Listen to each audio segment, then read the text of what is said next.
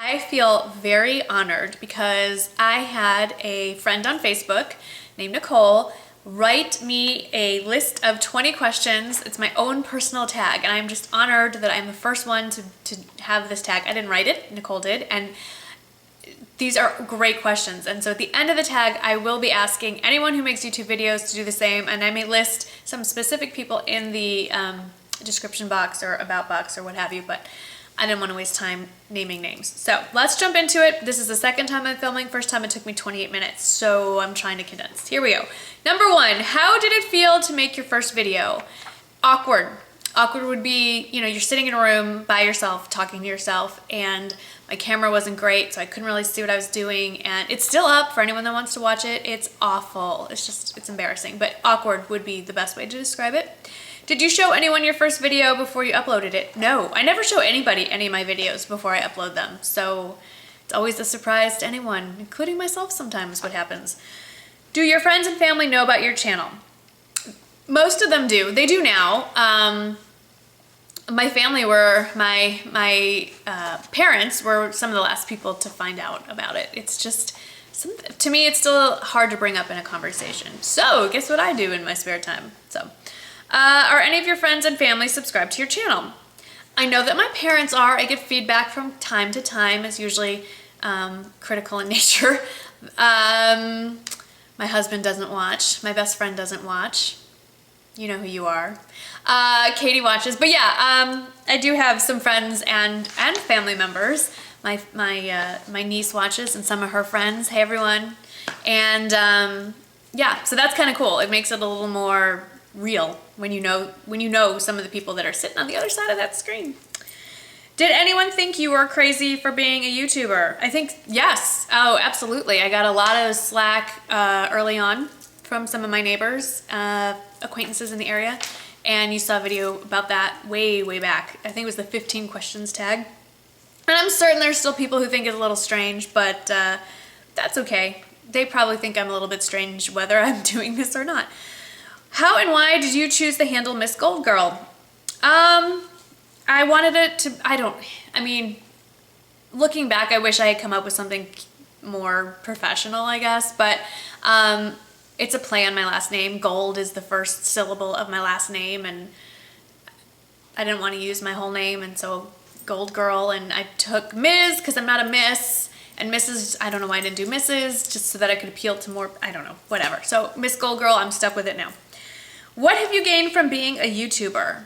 Well, I've gained a lot of friends, well, virtual friends, but I feel like I've made friends with quite a few people here on YouTube, you know, you people watching, and I've learned a lot. I've gained a lot of knowledge, and I've gained some confidence. I really have no problem speaking to complete strangers or speaking in front of a group anymore.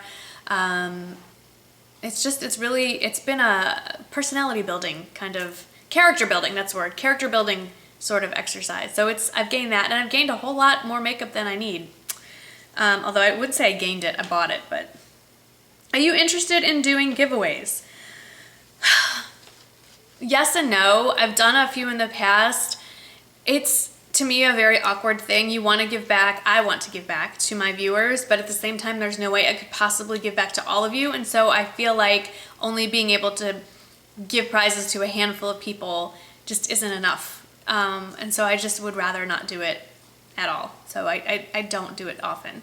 So I'm sorry if you like that and I don't do it enough for you. I'm sorry, but and I feel like people do it also to gain subscribers, and I can't stand that. I don't like it. So when I do giveaways, it will never be in the title. I took that from Uppy's Beads. Never gonna do that. Okay.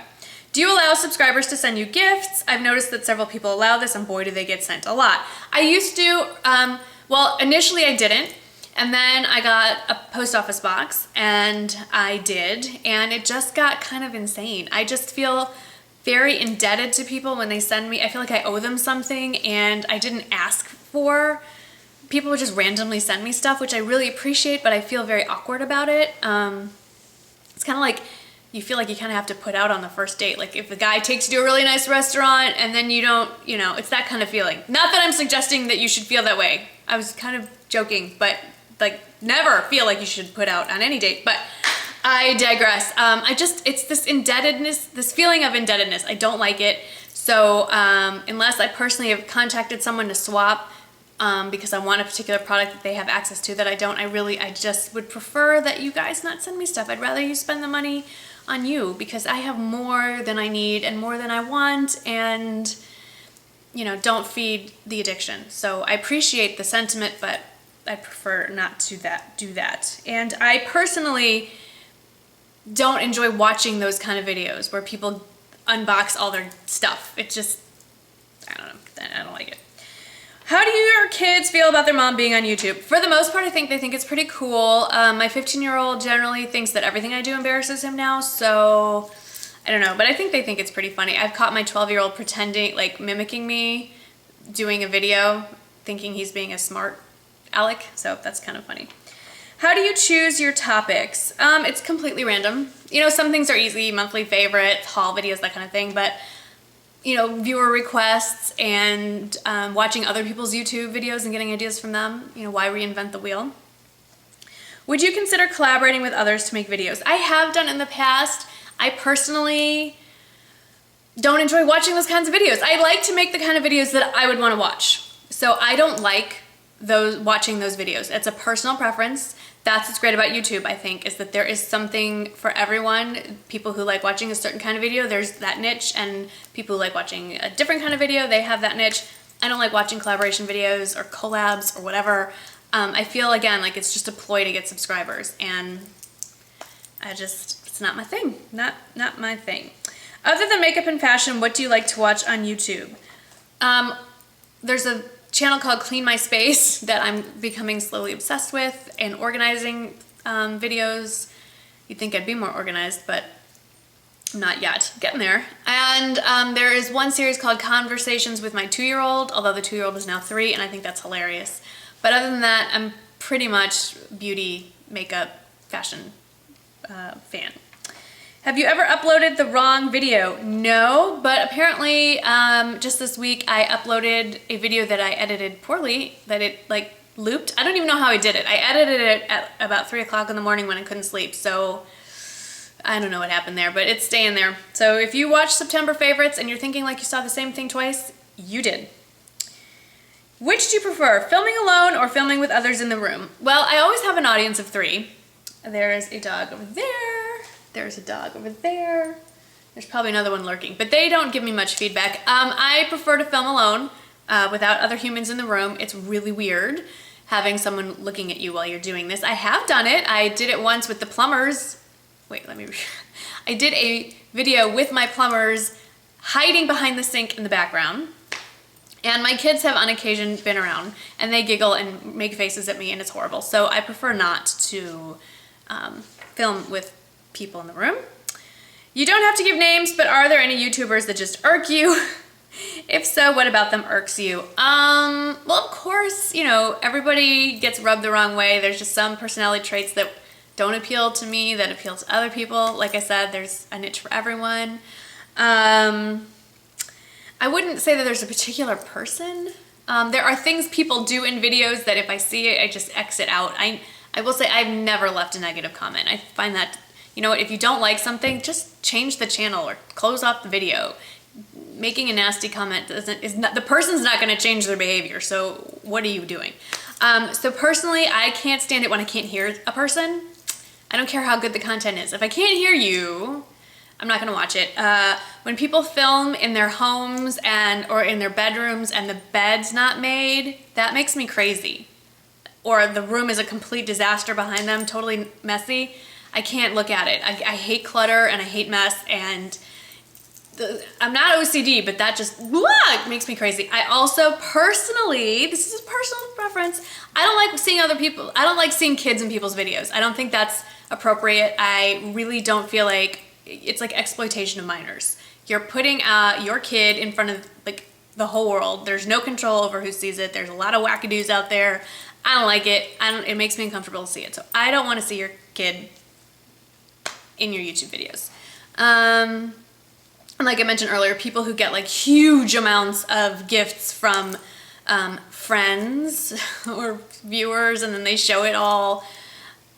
I don't get it. I don't get it. So I don't watch those particular videos. It won't make me unsubscribe from a person. I just won't watch that video. So, what is some general advice you would give to someone wanting to start a channel? Go into it for the right reasons. If you're doing this to be famous or be rich, neither is going to happen. So, you know, if you just want to do it because really it's like a social outlet in a way, it's sort of like a virtual community of pen pals all interested in the same thing, then go for it, because that you will be so rewarded. It's so wonderful to connect with people here. So that's a great reason to do it. If you feel like you have something that you want to share that you think isn't being shared the way you want it to be, then that would be another reason to do it. And then the other thing is, don't go crazy with equipment. You don't need professional lighting. I mean, it's all nice and great, and if you can afford it, knock yourself out. But, you know, even a handheld camera like my, this little Canon thing was like under $200, and it films in HD. You know, sit in front of a window and go for it. And then just talk about what you know and what you're comfortable with. And the last thing is practice, practice, practice, which means just keep making videos. It gets better each one, we hope. So, where am I? Have you thought about transitioning from YouTube to your own website? No. I mean, I've thought about it, and I thought, no, I'm not ready for that. I love YouTube. I mean, YouTube is what I do. YouTube gave me this great opportunity. I'm pretty loyal to YouTube. Congratulations on winning the trip to New York City. Thank you. Other than this, what are some opportunities that you've gotten because of YouTube? Well, there's some stuff in the works that I can't really talk about, but that are other media related things. The most interesting thing that the opportunity was Chevy, Texas, Chevy like the car company, contacted me to do a haul video with them, and they literally, I mean, a lot of you who've watched me for a while know about this, but they literally gave me a brand new Chevy Tahoe to drive for a week, paid for the gas, and said go shopping and film it. And that was really fun. And in addition to the car, their PR department contacted our local newspaper, and a reporter contacted me, and a photographer, and they followed me around, and they took my picture, and I was in the paper, and it got picked up by the AP Wire, and it went national.